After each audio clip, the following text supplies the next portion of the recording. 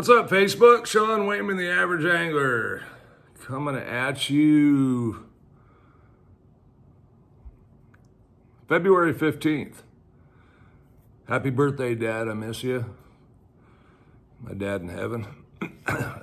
Anyway, today we are going to talk about how to catch more and bigger fish. Everybody wants to do this, right? So some of these require a little bit of effort to get there, but some guys do it. And if you don't get a ton of time on the water to do it, there are other places you can do it. So number one is going to be casting accuracy. And accuracy is important, for many reasons. One, if you don't hit the spot you're trying to hit, you're wasting a cast.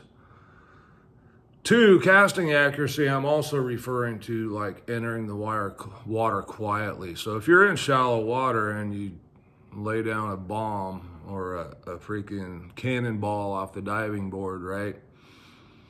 A lot of times you'll spook that fish and you've ruined the chance to catch them. So I used to spend a lot of time practicing casting in the backyard.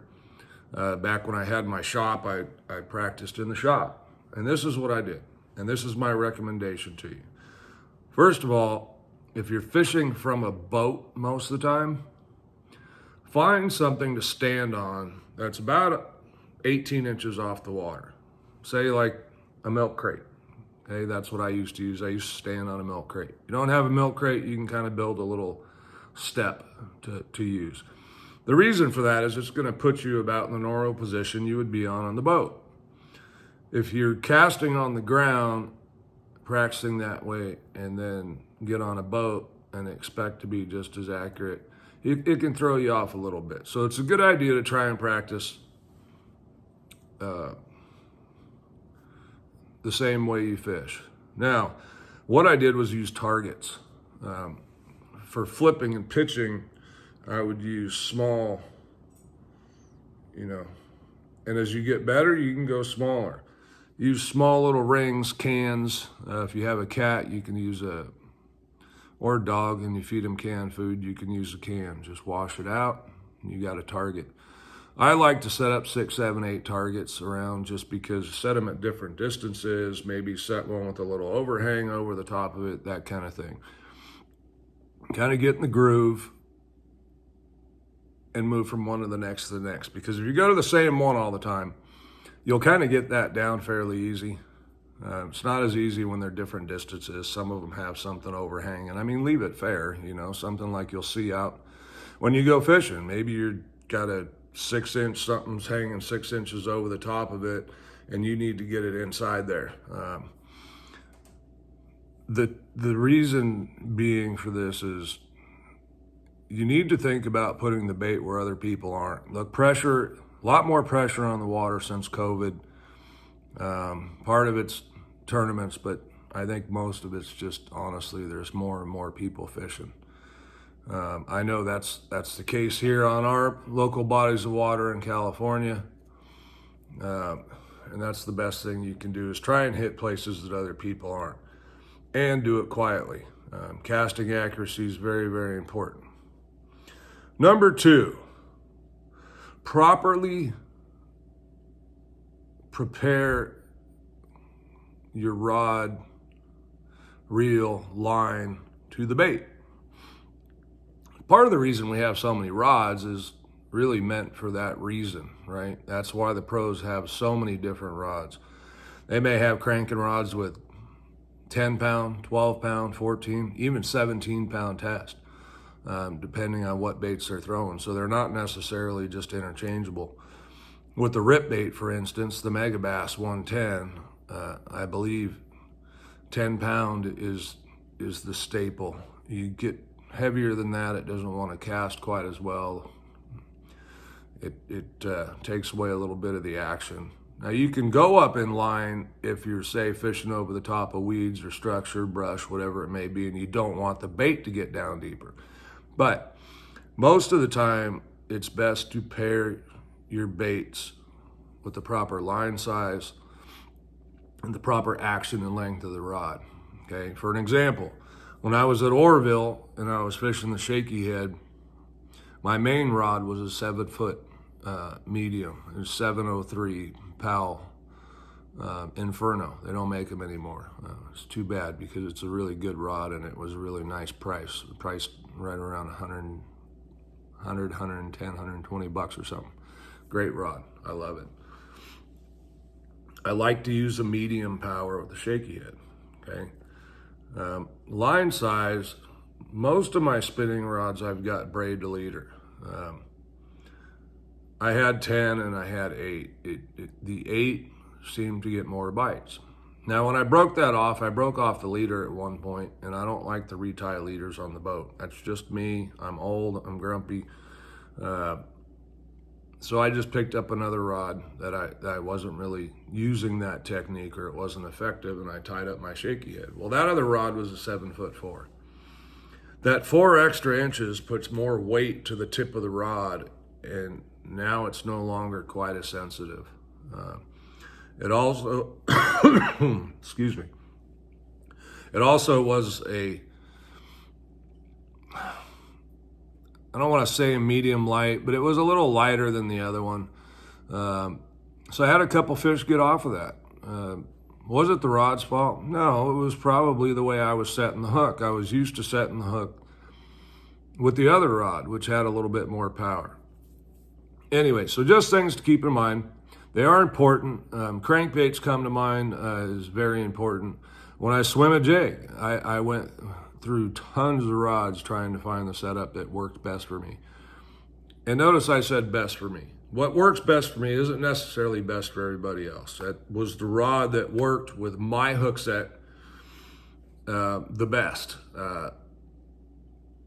So experiment with some things, okay? It could be anywhere from 7 foot to 7'6", medium heavy to heavy on a swim jig, for instance. See what works best for you, but experiment, try different things till you find out what works best for you. And some of that, to keep in mind too, is castability, right? Are you making long casts, shorter casts where you want to be more accurate? Then sometimes that shorter rod is a little easier to use for tight spaces. I got hooked up in that got to fish longer rods phase that bass fishing was going through for a while, and now I'm kind of moving back the other direction. I still have all those long rods, still use them for certain things, but I'm getting a little bit more dialed into close quarters combat, if you will, and I'm really starting to like those 7-foot rods. The rip bait, I've used a 7.4 forever. I've dropped down to the 6.8. That seems to be the staple these days when it comes to rip bait rods. Number 3, and this is going to kind of pair up with number 1 and number 2.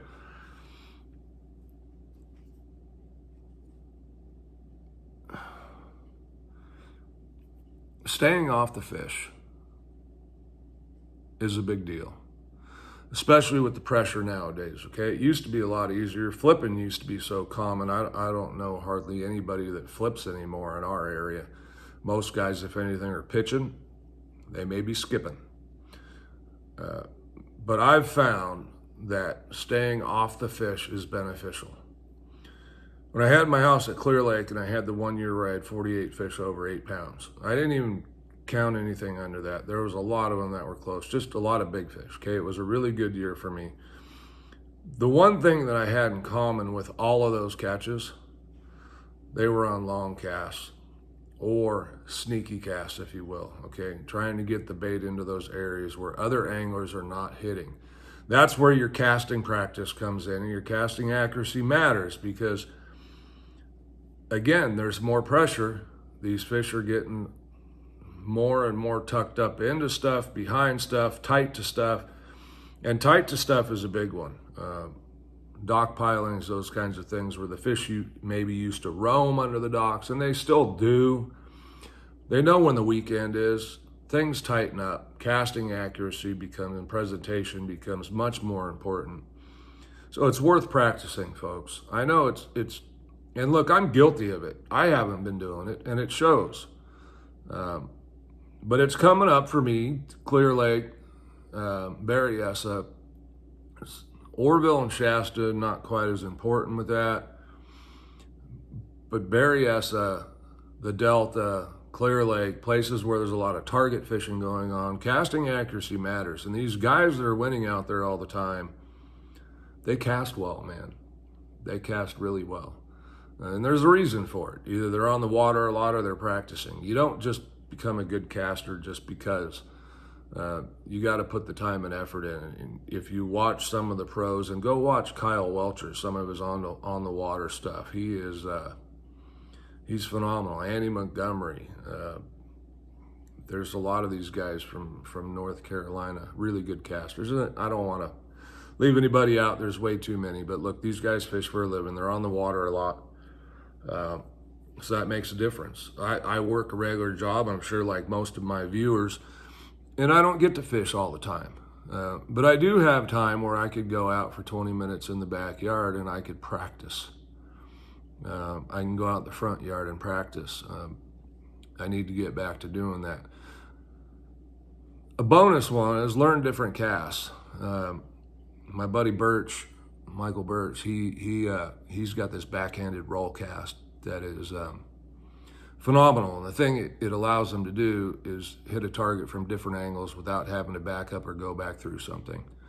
So he's hitting an extra target that I may not have been able to hit, or I would have to go through slower.